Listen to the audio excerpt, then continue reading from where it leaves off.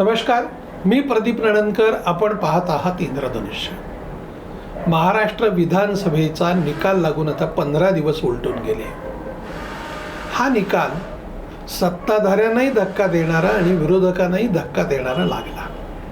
हे सत्ताधाऱ्यांना वाटलं नाही एवढं प्रचंड बहुमत मिळेल आणि विरोधकांना आपलं इतकं पानिपत होईल असं अजिबात वाटलं नाही. पण झालंय काय, 15 दिवस झाले तरी विरोधक हे सत्य स्वीकारायला तयार नाहीत. पहिल्यांदा त्यांनी EVMवरती हे सगळं EVMमुळं कसं घडलं असं सुरू केलं. त्यानंतर विधानसभेत शपथ घ्यायला नकार दिला. मग आदल्या दिवशी नकार, पण नकार देतानाही सगळे एक राहिले असं नाही. काही जणांनी शपथ घेतली आणि मग उरल्याने दुसऱ्या दिवशी घेतली. नाटक काय ना, कारण या सगळ्या प्रक्रियेमध्ये शपथ घेतली तर तुम्ही आमदार आहात हे सिद्ध नाही होणार. प्रक्रियेत तुम्हाला भाग घेता येणार नाही. EVMच्या विषयामध्ये आता त्या मार्करवाडी सोलापूर जिल्ह्यातले ना, शरद पवार जाऊन आले, नाना पटोले जाऊन आले, नुसतं धिंगाणं चालू आहे. आणि त्या सगळ्या ह्याच्यात आता जणू काही सगळं EVMमुळेच पराभव झालेला आहे आणि सगळीकडे फसवणूकच झाली आहे असं भासवण्याचा प्रयत्न आहे.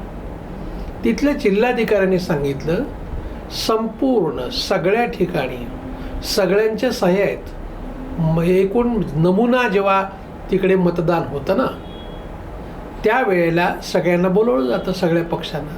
तेव्हा कोणीही आक्षेप घेतलेला नाही.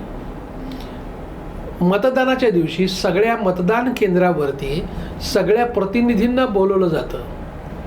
पोलिंग एजंट त्यांच्या समोर त्या पेट्या दाखवल्या जातात आणि त्या सगळ्या गोष्टी होतात. तेव्हाही कधी कुठेही कोणीही आक्षेप घेतलेला नाही. मग आत्ताच आरडाओरडा कशाला? नांदेडच्या जिल्हाधिकाऱ्यांनी 75 ठिकाणी EVM आणि VVPAT याची पडताळणी केली. पूर्णपणे अचूक मतदान झाल्याचं तिथल्या जिल्हाधिकाऱ्याने सांगितलंय. खरं म्हणजे असं कुठंच नाही आहे. आता कोणावरती तरी खापर फोडायचं आहे. खरं तर शरद पवारांचं वय झालं आहे आणि माणूस जसं वय झालं ना तसं तसं तो लहान मुलाप्रमाणे वागायला लागतो असं म्हणतात. त्याचा मेंदू देखील छोटा होतो. कदाचित शरद पवारांचं तसं झालं असावं. आता तुम्ही EVMच्या ऐवजी दुसरं खेळणं हातात घ्या, कारण त्याच खेळण्यावरती चालू आहे पवारसाहेबांचं. आणि ह्या बाकी 2 पक्षाचे मेंदू हे पवारांपेक्षा मोठे नाहीत. त्यांना कळत असेल तरी ते बोलू शकत नाही आहेत, कारण पवार हे ज्येष्ठ नेते आहेत. त्यामुळे ते दुसरं खेळणं घ्या असं म्हणू शकत नाहीत. शरद पवार जे हातात खेळणं घेतील तेच खेळण्यात मागं त्याच्या हे खेळत बसतात, काँग्रेस आणि उभाठा.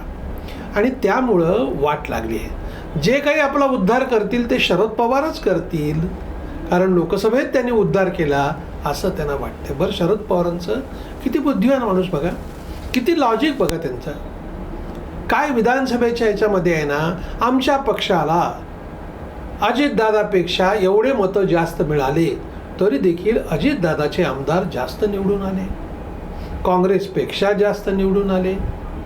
बाबा रे, लोकसभेची आकडेवारी एकदा बघून घ्या. कोणाला किती मतं पडले होते आणि मतं किती पडले आणि निवडून कोण आलं ह्याच्यावर तुमची आकडेवारी तपासून घ्या ना. हे प्रश्न तेव्हा का नाही पडले? आकडेवारीतला फरक देवेंद्र फडणवीसनी स्पष्टपणे सांगितला आहे. पॉईंटमध्ये फरक आहे, तरी देखील 17 आणि 31 एवढी तफावत झाली. तेव्हा तो पराभव त्यांनी स्वीकारला. कुठेही EVMवरती टीका ना भाजपने केली, ना अजितदादांनी केली, ना एकनाथ शिंदेने केली. पराभव आहे तसा स्वीकारला. सत्य स्वीकारायला लागतं ना. इकडे सत्य स्वीकारण्याची तयारीच नाही आणि नुसताच आरडाओरडा सुरू झाला आहे. आणि त्यामुळे खेळणं बदला. आता नवं खेळणं घ्या. खेळा तुम्ही, खेळत राहावंच लागतं. राजकारण हा खेळ आहे आणि त्यामुळे EVMच्या ऐवजी अजून दुसरं काहीतरी घेऊन तुम्ही खेळ चालू ठेवा. 5 वर्ष आता काही पर्याय नाही आहे. 5 वर्ष EVMचं रडगाणं करत राहावं लागणार. ज्याला जायचं आहे ते कोर्टात जातील. आता कोण मला सांगा ना तुम्ही, इंदापूरहून ते हर्षवर्धन बाबा रे विधान परिषद मिळत होती, नाही मला जनतेतून निवडून यायचं, झालं जनतेचा बसला रप्पाटा. ज्यांनी पक्ष सोडून केवळ निवडणूक आली म्हणून जे गेले ना शरद पवारांकडे, सगळ्यांचा सुपडा साफ झाला, कोणाचंच शिल्लक राहिलं नाही. जनतेने अशा लोकांना त्यांची जागा दाखवली, जनतेने राग काढला लोकांवरती. आता हे सत्य स्वीकारलं पाहिजे आणि पुन्हा लोकात जायला पाहिजे. आता असं जर नाही केलं तर आगामी ज्या निवडणुका आहेत ना, स्थानिक स्वराज्य संस्थांच्या सगळ्या निवडणुका, यात लोक पुन्हा एकदा हातात हंटर घेऊनच निवडणुकीचा निकाल देतील.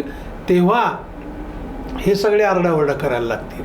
नाही EVMचं असं झालं, बॅलेटवर घेतलं, समजा बॅलेटवर घेतलं तरी पण हे ओरडतील. काही जरी केलं ना, ओरडणाऱ्याला काय हो, नावच ठेवणाऱ्यांना ना सवय लागलेली असते. तिखटच जास्त पडलं, मीठच जास्त पडलं, चवच चांगली नाही, हातच चांगला नाही, नीटच भाजी शिजली नाही, कारण त्याला काही करून नाव ठेवायची सवय लागलेली असते. अहो, जे लोक तुम्हाला निकाल देतात तो स्वीकारला पाहिजे, स्वीकारण्याची तयारी पाहिजे, मन नीट पाहिजे. तुम्ही अपयशासाठी अशा सबबी शोधायला लागलात ना, तर मग पुन्हा सवयच लागते सबब शोधण्याची. परीक्षेचा निकाल जर विरोधात गेला, बघा पहिल्यांदा माझा पेपरच नीट तपासला नाही, मी भरपूर चांगलं लिहिलं होतं परंतु मला वेळच पुरला नाही, अशा सबबींची लिस्ट काढून ठेवलेली असते. मग परीक्षेच्या वेळेला गोंधळ कसा होता, त्यामुळे माझी मनःशांती कशी भंग पावली, असं परिस्थितीवर दोष दिला जातो. आत्ता जे काही चाललंय विरोधी पक्षाचं, वस्तुस्थिती न स्वीकारता परिस्थितीला दोष देण्यामध्येच हे धन्यता मानतायत. लोकांना यांची सगळी नाटकं कळत आहेत. पवार साहेब, तुमच्याबद्दल जेवढी एक श्रद्धा होती लोकांची, तुमच्याबद्दल जो एक आदरभाव होता, तो दिवसेंदिवस लोकांच्या मनातून आता कमी होत चाललेला आहे. आणि खास करून तुम्ही EVMचं नाटक चालू केलं ना, बाबा रे, लोकसभेच्या वेळेला तुम्हाला का नाही आठवलं EVM, आत्ताच तुम्हाला का आठवलं, असं रडगाणं करून प्रश्न सुटत नाहीत. धीरोदात्तपणे समाजासमोर माझं काय चुकलं ते विचारलं पाहिजे आणि पुढे लढलं पाहिजे, तरच प्रश्न सुटतील. जनता जनार्दन निर्णय करेल आणि जनता कधीही रडक्या लोकाची कोणी साथ देत नाही. डोकं लावून शोधून कारणांचा अभ्यास केला आणि जर पुढे गेलेत तर लोकसभेच्या पराभवानंतर विधानसभेला महायुतीला जो यश मिळालं, दैदिप्यमान यश मिळालं, तसं यश मिळणारच नाही असं नाही, पण प्रोव्हायडेड तुम्हाला तसं प्रयत्न करावा लागेल, जनतेच्या मनामध्ये विश्वास निर्माण करावा लागेल. आता गलितगात्र होऊन असं रडत बसणं हे योद्ध्याचं लक्षण नाही, एवढं मात्र नक्की. धन्यवाद. आपल्याला हा जर व्हिडिओ आवडला असेल तर तो लाईक करा, फॉरवर्ड करा व सबस्क्राईब करा.